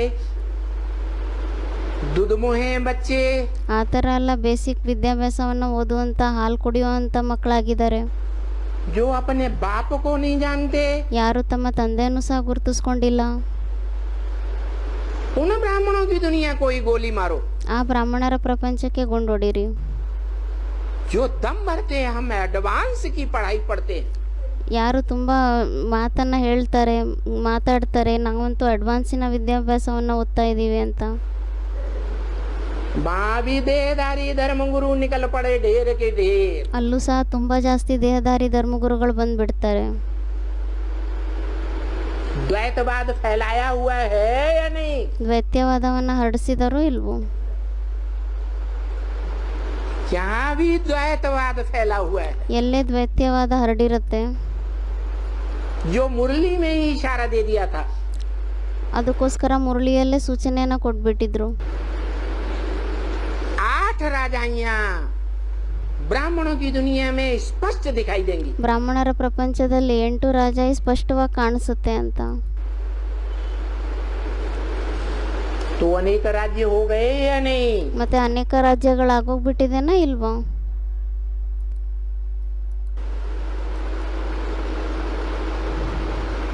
अनेक कुल हुए या नहीं? ಅನೇಕ ಕುಲಗಳಾಯ್ತೋ ಇಲ್ವೋ? इसलिए भक्ति मार्ग में ब्राह्मणों की 9 कुरियां गाई गई हैं। ಅದಕ್ಕೋಸ್ಕರ ಭಕ್ತಿ ಮಾರ್ಗದಲ್ಲಿ ಬ್ರಾಹ್ಮಣರದ್ದು 9 ಕುರಿಗಳಿದೆ ಅಂತ ಗಾಯನ ಇದೆ. शूटिंग कहाँ होती है? ಮತ್ತೆ ಇದ್ರ ಶೂಟಿಂಗ್ ಎಲ್ಲ ಆಗುತ್ತೆ? यहाँ होती है। ಇಲ್ಲೇ ಅದ್ರ ಶೂಟಿಂಗ್ ಆಗುತ್ತೆ. बाप बार बार मुरली में आगाह करते हैं। ತಂದೆ ಪದೇ ಪದೇ ಮುರಳಿಯಲ್ಲಿ ಎಚ್ಚರಿಕೆಯನ್ನ ವಹಿಸ್ತಾರೆ. बच्चे एक से सुनना चाहिए। ಮಕ್ಕಳೇ ಒಬ್ಬರಿಂದ ಕೇಳಬೇಕಾಗಿದೆ. ऊंच ते ऊंच पार्ट बजाने वाले ಯಾರು ಶ್ರೇಷ್ಠಕ್ಕಿಂತ ಶ್ರೇಷ್ಠ ಪಾತ್ರವನ್ನ ಮಾಡುವಂತವರಾಗಿದ್ದಾರೆ. हीरो पार्टधारी हीरा को पहचान करके ಹೀರೋ ಪಾಠಧಾರಿ ವಜ್ರ ಯಾರಿದ್ದಾರೆ ಅವ್ರನ್ನ ಗುರುತಿಸ್ಕೊಂಡ್ಬಿಟ್ಟು एक से सुनेंगे ಒಬ್ಬರಿಂದ ಕೇಳ್ತಾರ, तो अव्यभिचारी ज्ञान होगा। ಅವಾಗ ಮತ್ತೆ ಅದು ಅವ್ಯಭಿಚಾರಿ ಜ್ಞಾನ ಆಗಿರುತ್ತೆ. और दूसरों से सुना, ಮತ್ತೆ ಬೇರೆಯವರಿಂದ ಕೇಳಿದ್ರೆ, अनेकों से सुना, ಅನೇಕರಿಂದ ಕೇಳಿದ್ರೆ तो व्यभिचारी ज्ञान हो जाएगा। ಮತ್ತೆ ವ್ಯಭಿಚಾರಿ ಜ್ಞಾನ ಆಗೋಗುತ್ತೆ. शूटिंग कहाँ होगी? ಮತ್ತೆ ಇದ್ರ ಶೂಟಿಂಗ್ ಎಲ್ಲ ಆಗುತ್ತೆ? यहाँ शूटिंग होती है। ಅದ್ರ ಶೂಟಿಂಗ್ ಇಲ್ಲೇ ಆಗುತ್ತೆ. प्रैक्टिकल ब्रॉड ड्रामा में ಪ್ರಾಕ್ಟಿಕಲ್ನಲ್ಲಿ ಬ್ರಾಡ್ ಡ್ರಾಮಾದಲ್ಲಿ जब भक्ति मार्ग 2500 वर्ष का शुरू होगा, ಯಾವಾಗ ಭಕ್ತಿ ಮಾರ್ಗ ಆರಂಭ ಆಗುತ್ತೆ 2500 ವರ್ಷದ್ದು, तो वहाँ जो भी धर्म पिताएं आते जाएंगे, ಮತ್ತೆ ಅಲ್ಲಿ ಯಾರೇ ಯಾರೇ ಧರ್ಮಪಿತರೆಲ್ಲ ಬರ್ತಾ ಹೋಗ್ತಾರೆ.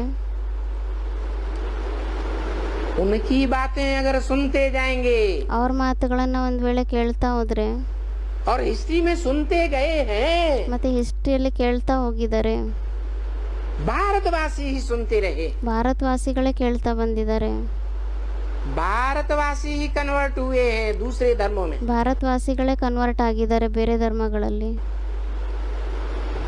अभी भी शूटिंग हो रही है। ಮತ್ತೆ ಇವಾಗೂ ಸಹ ಶೂಟಿಂಗ್ ಆಗ್ತಾ ಇದೆ. एक से न सुनकर ಒಬ್ಬರಿಂದ ಕೇಳೋದನ್ನ ಬಿಟ್ಬಿಟ್ಟು अनेकों से सुनते हैं, ಅನೇಕರಿಂದ ಕೇಳ್ತಾ ಇದ್ರೆ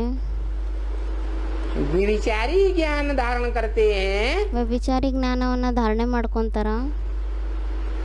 तो दूसरे धर्मों में कन्वर्ट होंगे या नहीं होंगे? ಮತ್ತೆ ಅವ್ರು ಬೇರೆ ಧರ್ಮಗಳಲ್ಲಿ ಕನ್ವರ್ಟ್ ಆಗ್ತಾರೋ ಇಲ್ವೋ?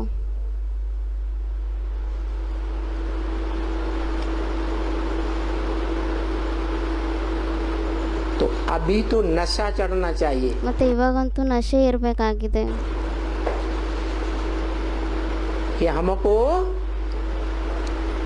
जो बाप भी है, टीचर भी है, सदगुरु भी है, ಅಂದ್ರೆ ನಮಗೆ ಯಾರು ಇವಾಗ ತಂದೆನೂ ಆಗಿದ್ದಾರೆ, ಟೀಚರ್ ಸಹ ಇದ್ದಾರೆ, ಸದ್ಗುರುನೂ ಇದ್ದಾರೆ, एक का ही पार्ट है, ಒಬ್ಬರದೇ ಪಾತ್ರ ಆಗಿದೆ. वो हमको मिला हुआ है। ಅವ್ರು ಇವಾಗ ನಮಗೆ ಸಿಕ್ಕಿದ್ದಾರೆ. तो कितना नशा होना चाहिए? ಮತ್ತೆ ಎಷ್ಟು ನಶೆ ಇರಬೇಕಾಗಿದೆ.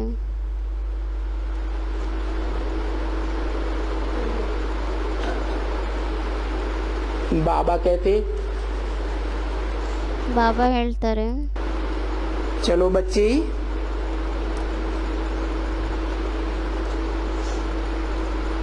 रात को 10, 11, 12 बजे तक भी भक्ति मार्ग में ये भक्ति मार्ग के ढोल मजीरे नगाड़े कीर्तन आदि चलते ही रहते हैं। ಅದಕ್ಕೆ ಬಾಬಾ ಹೇಳ್ತಿದ್ದಾರೆ, ನಡೀರಿ ಮಕ್ಕಳೇ, ಭಕ್ತಿ ಮಾರ್ಗದಲ್ಲಂತೂ ರಾತ್ರಿ 10 ಗಂಟೆ 11 ಗಂಟೆ 12 ಗಂಟೆವರೆಗೂ ಸಹ ಈ ಭಕ್ತಿ ಮಾರ್ಗದ ಡೋಲು ಡಂಗೂರ ಕಂಜೀರಿ ಇದೆಲ್ಲ ಬಾರಿಸ್ತಾನೆ ಇರ್ತಾರೆ, ಇದೆಲ್ಲ ನಡೀತಾನೆ ಇರುತ್ತೆ ರಾತ್ರಿ ಟೈಮಲ್ಲಿ. ठक ठक भक्ति मार्ग की होती ही रहती। ಭಕ್ತಿ ಮಾರ್ಗದ ಠಕ್ ಠಕ್ ಅನ್ನೋದು ನಡೀತಾನೆ ಇರುತ್ತೆ. और अभी क्या हो रहा है? ಮತ್ತೆ ಇವಾಗ ಏನಾಗ್ತಾ ಇದೆ? अभी शूटिंग हो रही है या नहीं हो रही है? ಇವಾಗ ಮತ್ತೆ ಅದ್ರ ಶೂಟಿಂಗ್ ಆಗ್ತಾ ಇದೆನೋ ಇಲ್ವೋ? बेहद के 12 बजे हैं या नहीं बजे ಬೇಹದ್ದಿನಲ್ಲಿ 12 ಗಂಟೆ ಆಗಿದೆನೋ ಇಲ್ವೋ, कि बजने वाले हैं ಅಥವಾ ಆಗುವಂಥ ಟೈಮ್ ಆಗಿದೆನಾ? हैं? अरे घोर अंधकार ಅದಕ್ಕೆ ಬಾಬಾ ಹೇಳ್ತಿದ್ದಾರೆ, ಅರೆ ಘೋರ ಅಜ್ಞಾನ ಅಂಧಕಾರ, जिसे महाशिवरात्रि कहा जाता है। ಅದಕ್ಕೆ ಮಹಾಶಿವರಾತ್ರಿ ಅಂತ ಹೇಳಲಾಗುತ್ತೆ. जिस महाशिवरात्रि में ಆ ಮಹಾಶಿವರಾತ್ರಿಯಲ್ಲಿ बेसिक ब्राह्मण भी घोर अंधियारे में डूब जाते। ಬೇಸಿಕ್ ಬ್ರಾಹ್ಮಣರು ಸಹ ತುಂಬಾ ಘೋರ ಅಂಧಕಾರದಲ್ಲಿ ಮುಳುಗೋಗ್ತಾರೆ.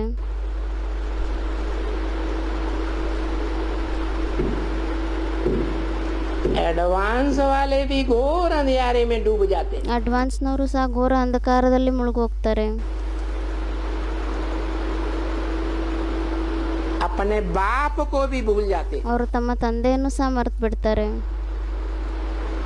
अनिश्चय बुद्धि की मौत मारे जाते। ಅನಿಶ್ಚಯ ರೂಪಿ ಮೃತ್ಯುವನ್ನ ಪಡ್ಕೊಂಡ್ಬಿಡ್ತಾರೆ. वो घोर अज्ञान के अंधकार की रात्रि ಆ ಘೋರ ಅಜ್ಞಾನ ಅಂಧಕಾರದ ರಾತ್ರಿ अभी माया सारी दुनिया में फैलाने वाली है। ಇವಾಗ ಮಾಯೆ ಇಡೀ ಪ್ರಪಂಚದಲ್ಲಿ ಹರಡಿಸುವಂತದ್ದಾಗಿದೆ. क्योंकि माया तो पावरफुल थी ಯಾಕೆಂದ್ರೆ ಮಾಯೆ ಅಂತೂ ಪವರ್ಫುಲ್ ಆಗೇ ಇತ್ತು. और अभी तो माया ने प्रकृति से भी हाथ मिला लिया है। ಮತ್ತೆ ಇವಾಗಂತೂ ಮಾಯೆ ಪ್ರಕೃತಿ ಜೊತೆನೂ ಕೈಯನ್ನ ಸೇರಿಸ್ಕೊಂಡ್ಬಿಟ್ಟಿದೆ. प्रकृति भी बाप की रचना है। ಪ್ರಕೃತಿನೂ ಸಹ ತಂದೆಯ ರಚನೆ ಆಗಿದೆ. माया भी बाप की रचना बेटी है। ಮಾಯನೂ ಸಹ ತಂದೆಯ ರಚನೆ ಆಗಿದೆ, ಮಗಳಾಗಿದೆ.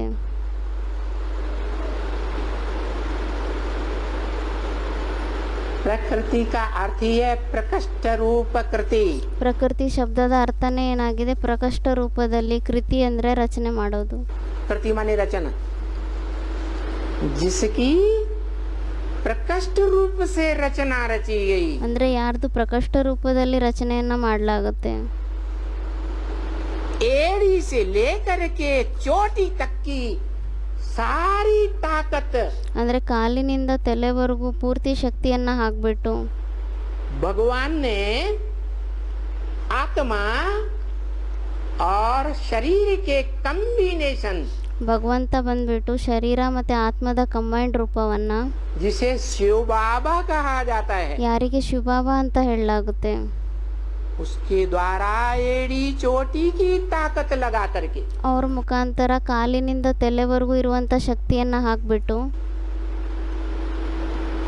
मन सहित सारी इंद्रियों की शक्ति लगा करके ಮನಸಹಿತವಾಗಿ ಇಡೀ ಇಂದ್ರಿಯಗಳ ಶಕ್ತಿಯನ್ನ ಹಾಕ್ಬಿಟ್ಟು लंबे समय तक पावर भर करके ಜಾಸ್ತಿ ಸಮಯದವರೆಗೂ ಪವರ್ ಅನ್ನ ತುಂಬ್ಕೊಂಡ್ಬಿಟ್ಟು उस प्रकृति रूपी चैतन्य रचना को रचा है। ಆ ಪ್ರಕೃತಿ ರೂಪಿ ಚೈತನ್ಯ ರಚನೆಯನ್ನ ರಚನೆ ಮಾಡಿದ್ದಾರೆ.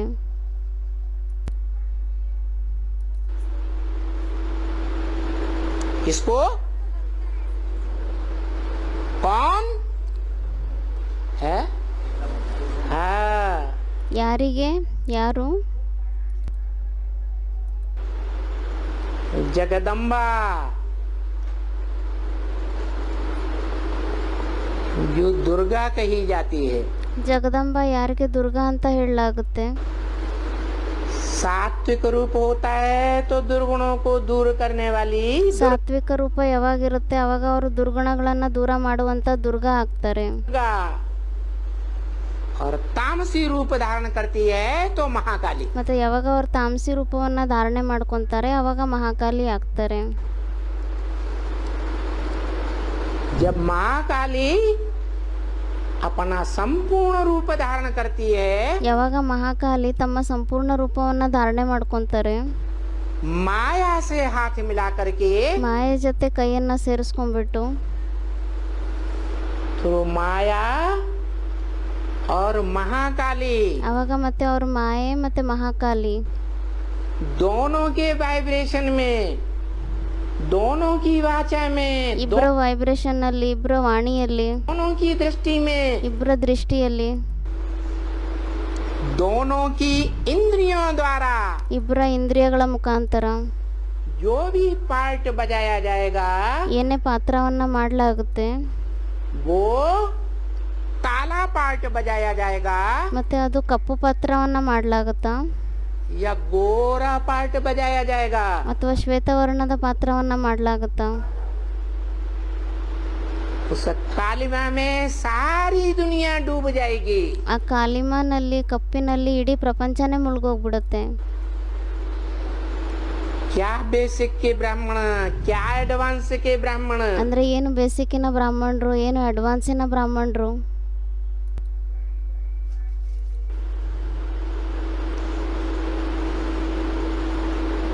सब अज्ञान अंधकार की महाशिवरात्रि में डूब जाएंगे। ಎಲ್ಲರೂ ಅಜ್ಞಾನ ಅಂಧಕಾರದ ಮಹಾಶಿವರಾತ್ರಿಯಲ್ಲಿ ಮುಳುಗೋಗ್ಬಿಡ್ತಾರೆ। इतने डूब जाएंगे ಇಷ್ಟೊಂದು ಜಾಸ್ತಿ ಮುಳುಗೋಗ್ತಾರೆ कि 84 के चक्र में मुझा आत्मा का क्या पार्ट है फर्स्ट क्लास पहले जीवन का।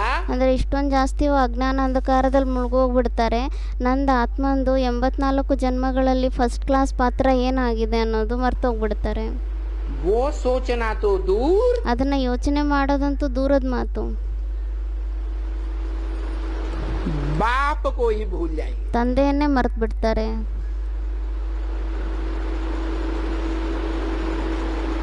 बाप पर ही अनिश्चय बुद्धि हो जाएंगे। ತಂದೆ ಮೇಲೇನೆ ಅನಿಶ್ಚಯ ಬುದ್ಧಿ ಆಗೋಗ್ತಾರೆ। अनिश्चय बुद्धि माने मृत्यु, ಅನಿಶ್ಚಯ ಬುದ್ಧಿ ಅಂದ್ರೇನೆ ಮೃತ್ಯು। निश्चय बुद्धि माना जन्म। ನಿಶ್ಚಯ ಬುದ್ಧಿ ಅಂದ್ರೇನೆ ಜನ್ಮ। तो अभी जन्म मृत्यु की दुनिया में है ಮತ್ತೆ ಇವಾಗ ಜನ್ಮ ಮೃತ್ಯು ಪ್ರಪಂಚದಲ್ಲಿದಾರ या अमरलोक की दुनिया में आ गए, ಅಥವಾ ಅಮರಲೋಕದ ಪ್ರಪಂಚದಲ್ಲಿ ಬಂದ್ಬಿಟ್ಟಿದಾರ। घड़ी घड़ी जन्म घड़ी घड़ी मृत्यु। ಸೆಕೆಂಡ್ ಸೆಕೆಂಡಿಗೂ ಜನ್ಮ, ಸೆಕೆಂಡ್ ಸೆಕೆಂಡಿಗೂ ಮೃತ್ಯು। क्योंकि जो 5000 वर्ष की मनुष्य सृष्टि में ಯಾಕೆಂದ್ರೆ 5000 ವರ್ಷದ ಮನುಷ್ಯ ಸೃಷ್ಟಿ ಏನಿದೆ पहला पत्ता है, ಅದರಲ್ಲಿ ಯಾರು ಮೊದಲನೇ ಎಲೆ ಆಗಿದ್ದಾರೆ उसका क्या हाल है? ಅವ್ರದ್ದು ಏನ್ ಗತಿ ಆಗುತ್ತೆ? सबसे जास्ती जन्म मरण का चक्र तो कृष्ण की सोल को आता है। ಎಲ್ಲದಕ್ಕಿಂತ ಜಾಸ್ತಿ ಜನ್ಮ ಮಾಡಿದ ಚಕ್ರದಲ್ಲಂತೂ ಕೃಷ್ಣನ ಆತ್ಮನೇ ಬರ್ತಾರೆ।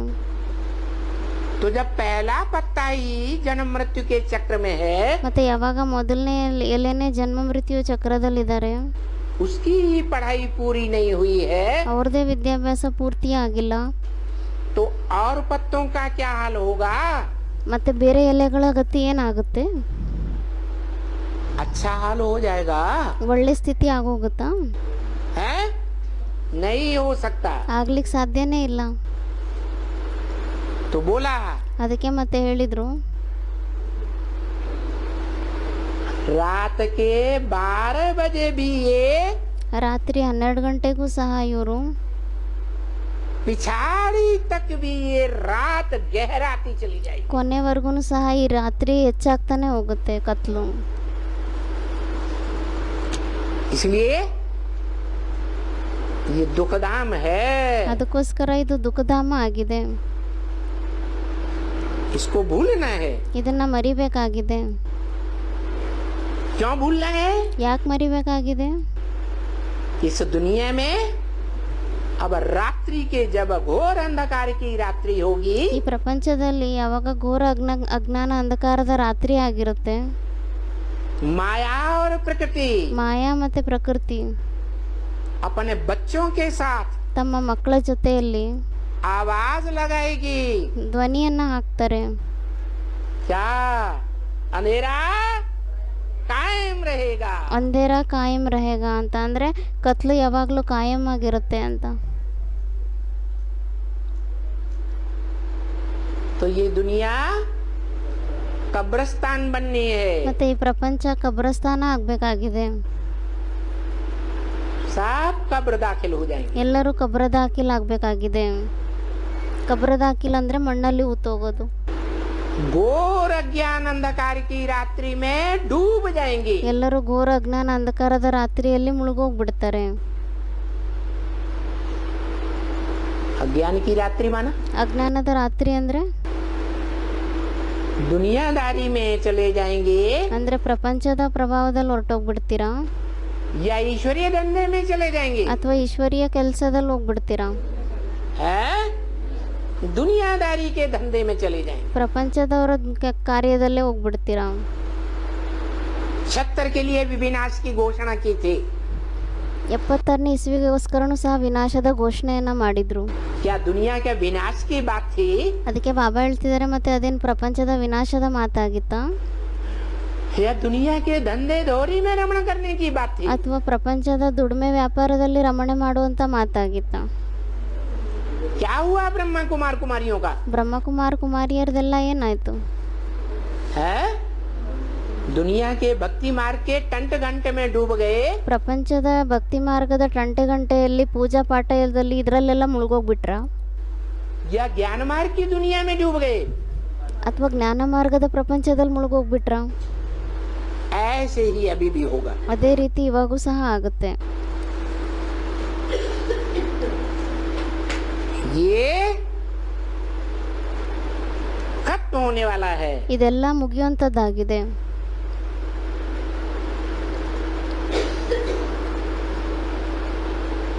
कब्रिस्तान जहाँ सभी आत्माएं ಕಬ್ರಸ್ತಾನ್ ಅಂದ್ರೆ ಎಲ್ಲಿ ಎಲ್ಲ ಆತ್ಮಗಳು चाहे वे कोई भी धर्म के से कनेक्टेड हो ಭಲೆ ಅವರು ಯಾವುದೇ ಧರ್ಮದಿಂದ ಕನೆಕ್ಟೆಡ್ ಆಗಿರ್ಲಿ सूर्यवंशी से लेकर के नास्तिकों तक भी ಸೂರ್ಯವಂಶಿಗಳಿಂದ ನಾಸ್ತಿಕ ಧರ್ಮದವರವರೆಗೂ ಸಹ सब कब्रिस्तान होने वाले ಎಲ್ಲ ಕಬ್ರಸ್ತಾನ ಆಗ್ಬೇಕಾಗಿದೆ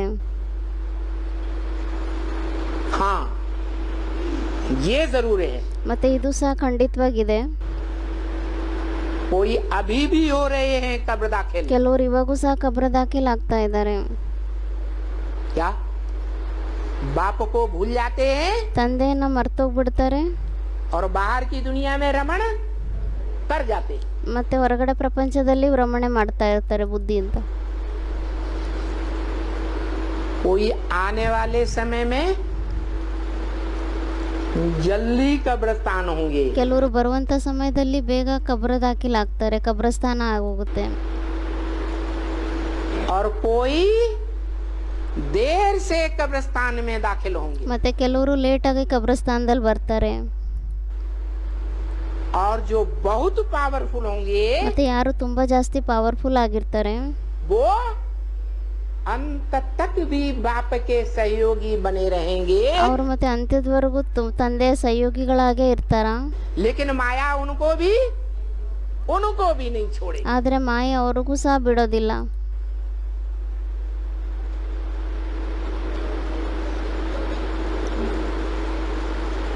मना जो 8 शिव की अष्टमूर्तियां कही जाती है ಅಂದ್ರೆ ಯಾರು ಶಿವನ 8 ಮೂರ್ತಿಗಳು ಅಂತ ಯಾರಿಗೆ ಹೇಳಲಾಗುತ್ತೆ अष्ट देवों की ಅಷ್ಟ ದೇವತೆಗಳದ್ದು उनको भी माया धराशायी कर देगी ಅವರನ್ನು ಸಹ ಮಾಯೆ ನಷ್ಟ ಮಾಡಿಬಿಡುತ್ತೆ ಕೆಳಗಡೆ ಬೀಳಿಸ್ಬಿಡುತ್ತೆ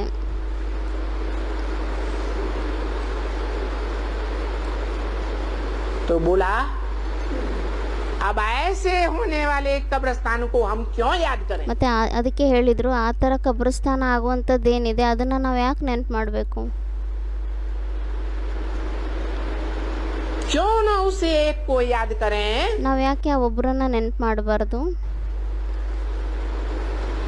जो कभी भी कब्रिस्तानी नहीं बनता ಅವರು ಯಾವತ್ತೂ ಸಹ ಕಬ್ರಸ್ತಾನಿ ಆಗೋದೇ ಇಲ್ಲ